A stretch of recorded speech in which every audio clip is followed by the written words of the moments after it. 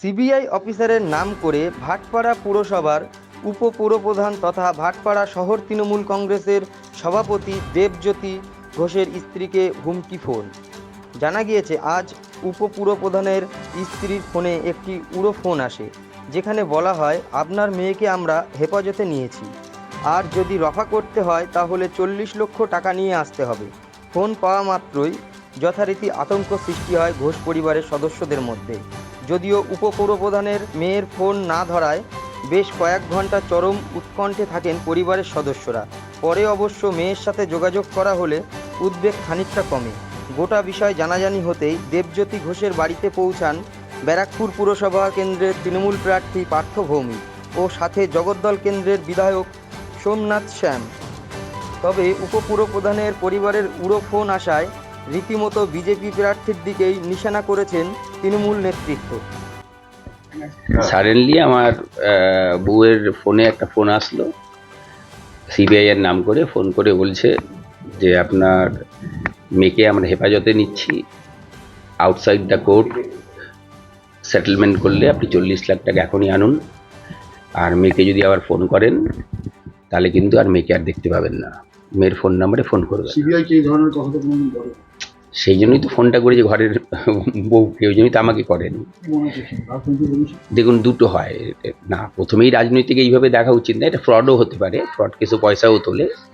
সেটা ফ্রড হলে এটা কোনো সমাজে যেমনি ভালো মানুষও আছে খারাপ মানুষও আছে, কিন্তু এটা যদি রাজনৈতিক অ্যাঙ্গেলে হয় সেটা খুব নিম্ন রুচির নিম্ন মানের। পরিবার নিয়ে আতঙ্ক বলবো?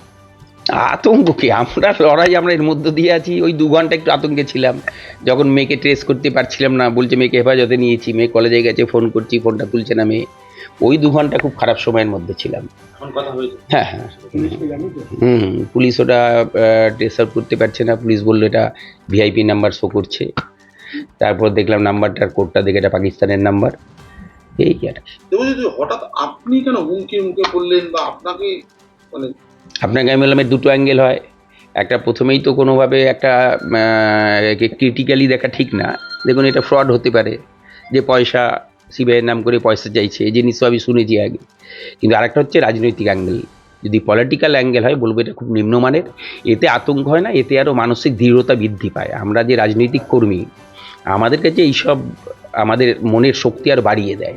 প্রশাসন থেকে কোনো রকম তথ্য এখনো পর্যন্ত দিয়েছে? হ্যাঁ, প্রশাসন নাম্বারটা ট্রেস আউট করেছে, নাম্বারটা পেয়েছে, বাট লোকেশন ট্রেস আউট করতে পারছে না। বলছে এটা ভিআইপি নাম্বার দেখাচ্ছে, ওই জন্য ওদের মনে হয় ওই লোকেশন মনে হয় হিডেন থাকে। বিধায়ক যেটা বললেন যে সাংসদ কি কি বলা হয়েছে, ফোন করে কি বলা হয়েছে আপনাদের?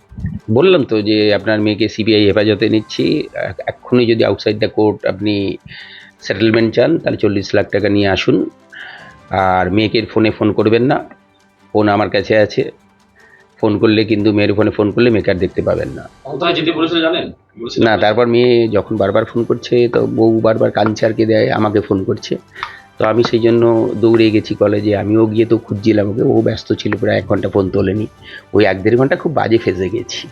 তারপর দেখার পর সব ঠিকঠাক আছে।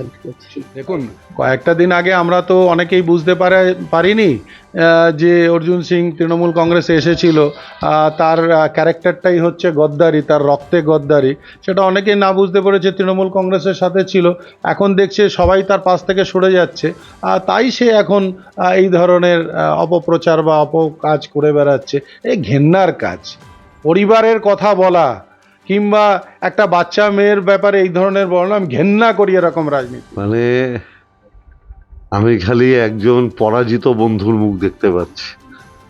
পরাজয় নিশ্চিত জেনে এখন বাইরে থেকে ভুয়ো নাম্বার দিয়ে সিবিআই এর নাম করে থ্রেট করা হচ্ছে। ওই তো আমার দলের সভাপতি, তিনি দেবজ্যোতি ঘোষ, পালপাড়া মিউনিসিপ্যালিটির ভাইস চেয়ারম্যান, তার ওয়াইফের কাছে বাইরে থেকে থ্রেট কল আসছে, মেয়েকে অপহরণ করে নেব। কেউ যখন যুদ্ধে পরাস্ত হয় তখন তার কাছে এছাড়া আর কোনো অল্টারনেটিভ রাস্তা থাকে না।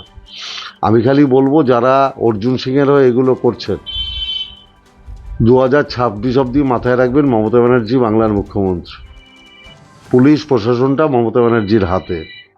কে করছেন এগুলো কিন্তু বেরোবেই, তখন কিন্তু আপনি এই যে নোংরামিগুলো করছেন, ভয় দেখাচ্ছেন, যেটা ভারতীয় গণতন্ত্রে পক্ষে বিপজ্জনক, মানানসই নয়, আইন ভাঙছেন, আপনার বিরুদ্ধে কিন্তু সরকার আইনত ব্যবস্থা নেবে। তখন কিন্তু যে অর্জুন সিংয়ের কথায় করছেন সে কিন্তু তখন আপনাকে বাঁচাতে পারবে না। না, 100 বার থানায় এফআইআর হয়েছে, নির্বাচন কমিশনকে জানাবো। চেয়ারম্যান তার বাড়ি, তার স্ত্রীর কাছে ফোন যায় এবং মেয়ের কাছে ফোন যায়, সিবিআই নাম করে ফোন করে 40 লাখ টাকা দিতে হবে, নাহলে পরে মেয়েকে তুলে নিয়ে যাবে। তো ও থানায় কমপ্লেন করুক, যে ফোন করেছে তাকে পুলিশ অ্যারেস্ট করবে, এর মধ্যে অত বক্তব্যর কী আছে?